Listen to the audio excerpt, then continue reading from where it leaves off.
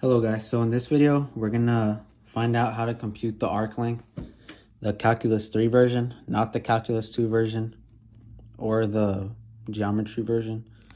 But basically the idea is that we're given a position vector r of t, which is this function right here.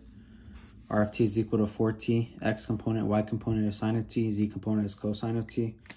And basically we're gonna compute the arc length of this problem, of this position vector, by finding the velocity, finding the speed, then integrating it from a point A to a point B. So without further ado, the formula right here is r prime of t, the magnitude of that from integral A to B will give us our arc length. So the first thing we're going to do, given r of t, is we need to find r prime of t. So we do that simply by taking the derivative of the position vector that we're given r of t. So in doing so, r prime of t is equal to 4, the derivative of 4t. The derivative of sine t would be cosine t. The derivative of cosine t would be minus sine t.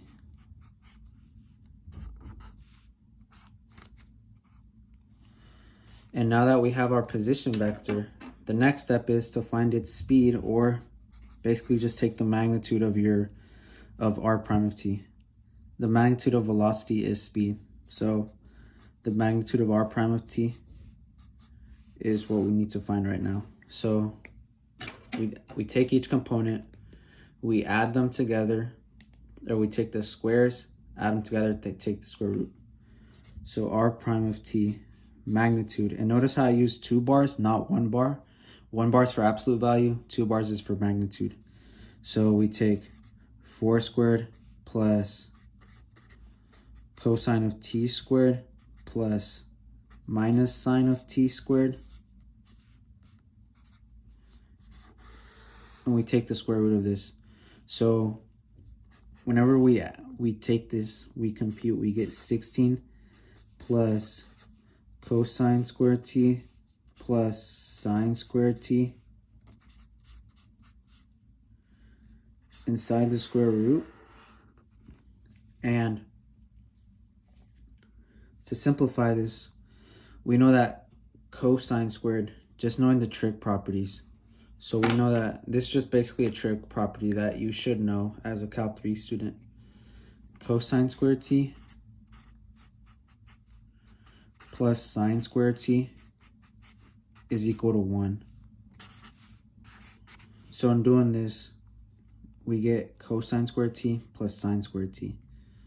So whenever we do add these, we can basically just substitute this for what they're equal to, which is 1.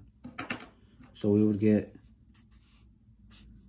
16 plus 1, which is equal to 17. The square root of 17. And that's our magnitude. So now the next step is to, now that we have our magnitude, the next step would be to plug in what we have to solve for the arc length. So in this case, the equation for arc length is going to be equal to point A to point B, or time A to time B, of r prime of t times dt. So keeping in mind that our r prime of t, the magnitude, was equal to the square root of 17. So our point A to point B would be from right here, from 0 to pi over 2. Why? Because this is our lower bound of integration, and this is our upper bound of integration. So anytime you see something that looks like this, that's in brackets, this is telling you your lower bound of integration, point A, and your upper bound of integration, point B. So now the next step is we just plug it all in. So the integral from A to B, from 0 to pi over 2 of r prime of t, which came out to be the square root of 17, times dt. So noting that this is basically just a constant, the integral of So all I did was just pull a constant out. So now the only thing I have left inside the integral sign is a dt. So when we do integrate this, we get the square root of 17 from 0 to, oh, okay. We're going past the, we're solving the integral. So the integral of dt would just be t from 0 to pi over 2. So then the next step is we plug these in. So L is equal to the square root of 17 pi over 2 minus 0. Furthermore, L is equal to 17 times the square root of 17 times pi over 2. So you can either present your answer like this, depending if the question is asking you for an exact value or not. If it is asking you for an exact value, then you have to plug it in to get whatever decimal number it comes out to be. So, which is what I'm going to do real quick, times the square root of 17. And this number comes out to be 6.47. So either answer is acceptable. It just depends what the question's asking. If it wants an exact decimal number, or if it's okay with just a generalized answer with math constants like pi and the square root, etc. But that's how you take the arc length. So looking back in retrospect, first thing is we identified our position vector, r of t. The next step is we took its derivative, r prime of t.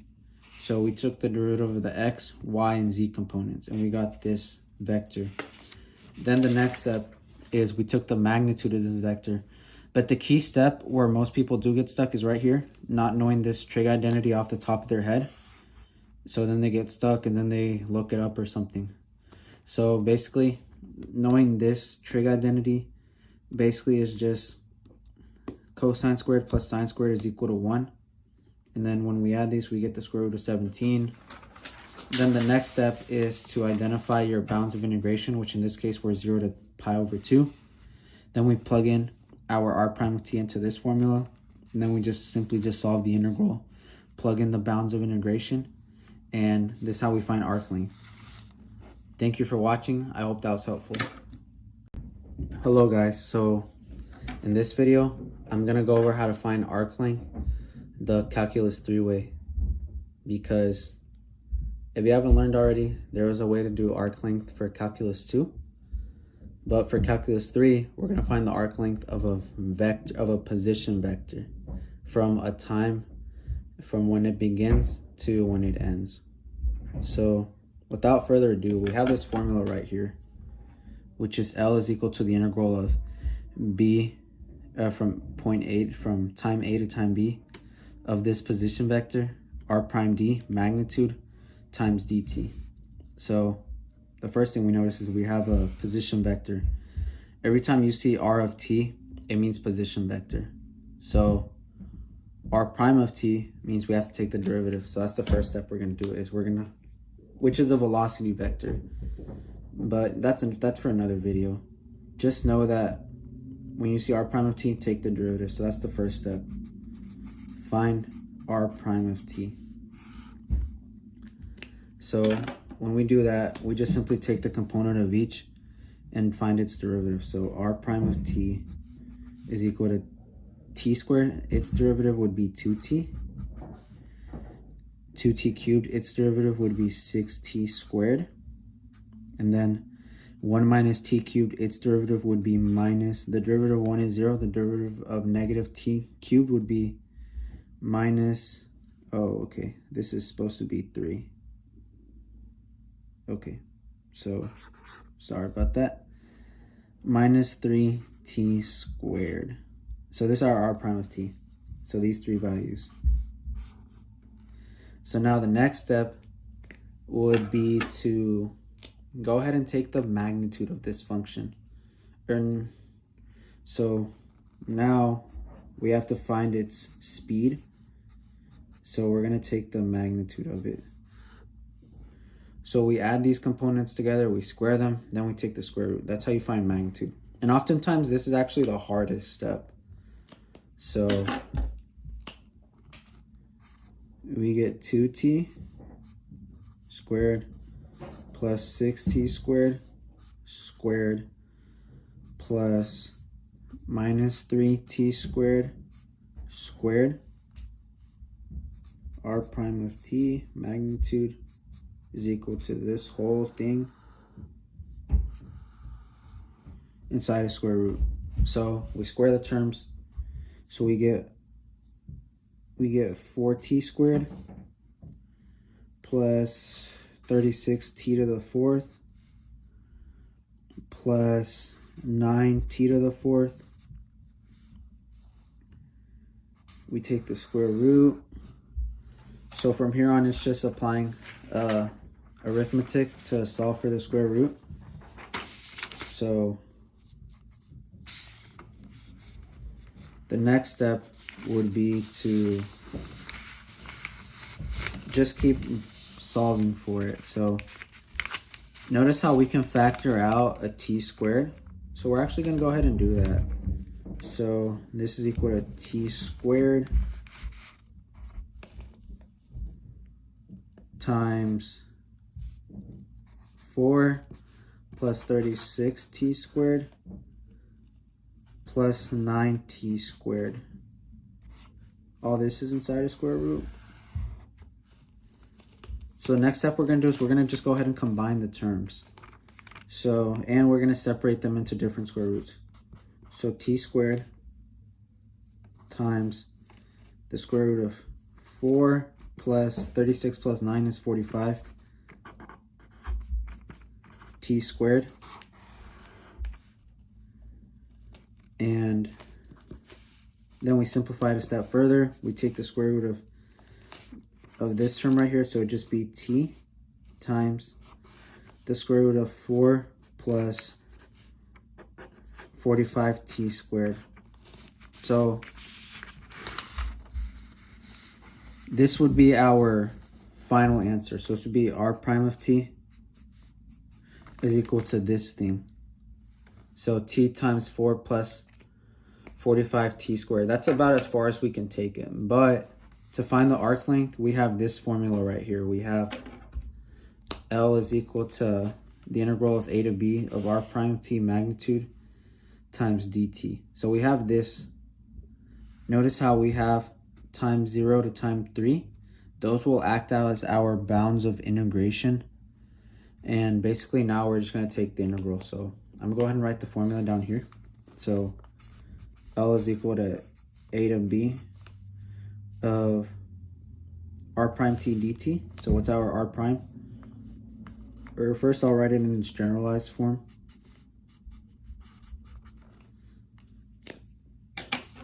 Then I'll go ahead and write down what each value is. So L is equal to times 0 to times 3. So 0 will act as our starting point. So that'll be the lower bound of integration, which will be 0. And our upper bound of integration will be 3. So the integral of a to b. So 0 to 3 of the magnitude of r prime of t, which is what we computed here.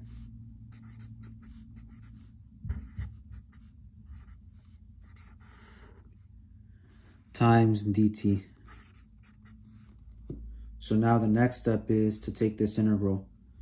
So in doing so, we apply use substitution because we see that the power difference between these two is exactly 1. So we're going to go ahead and just do use substitution. So our u will be equal to 45 or 4 plus 45 t squared. And our du will be equal to 90 t times dt. And our dt, we solve for dt, will be du divided by 90t.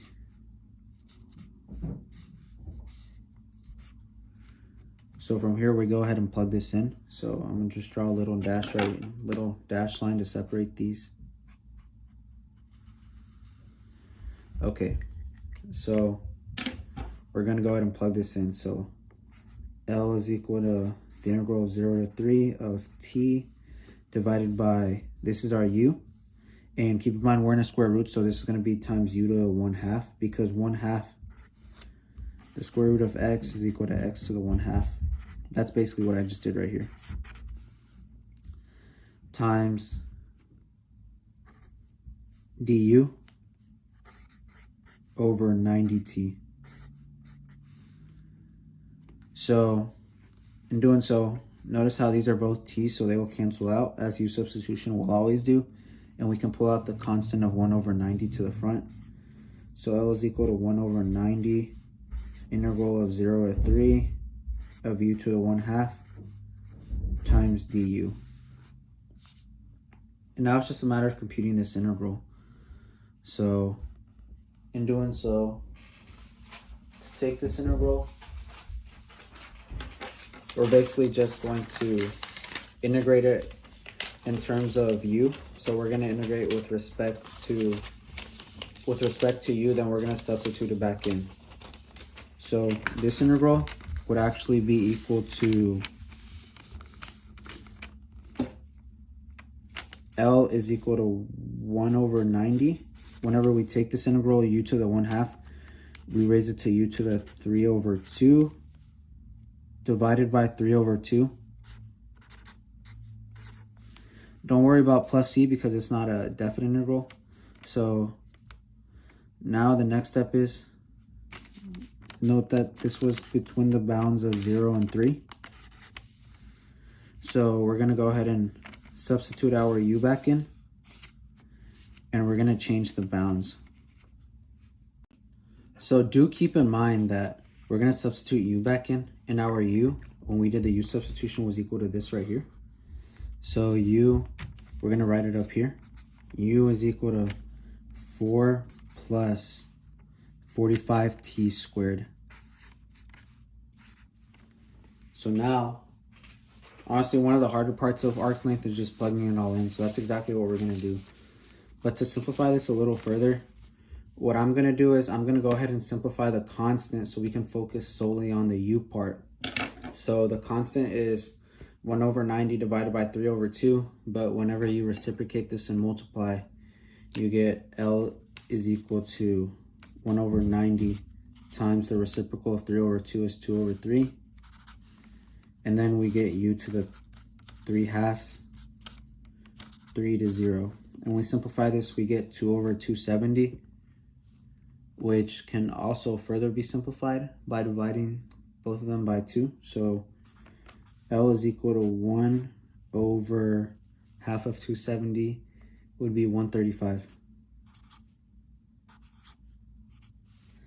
And now we have our u, which is 4 plus 45t squared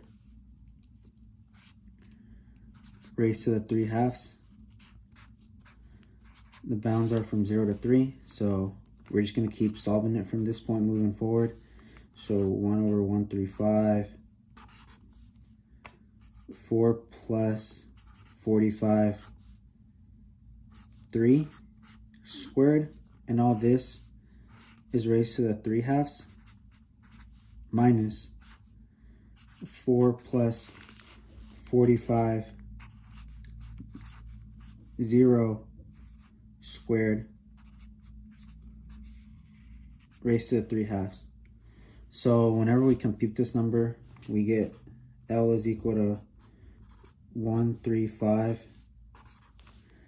45, or 9 times 45 is 405. 405 plus 4 is 409 to the 3/2 minus 4 to the 3/2.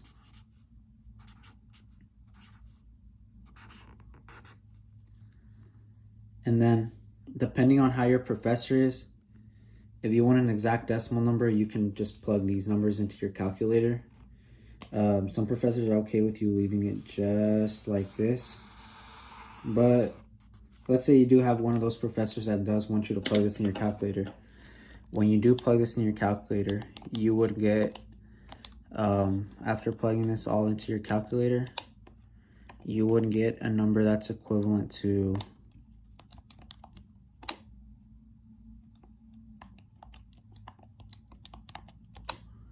61.21.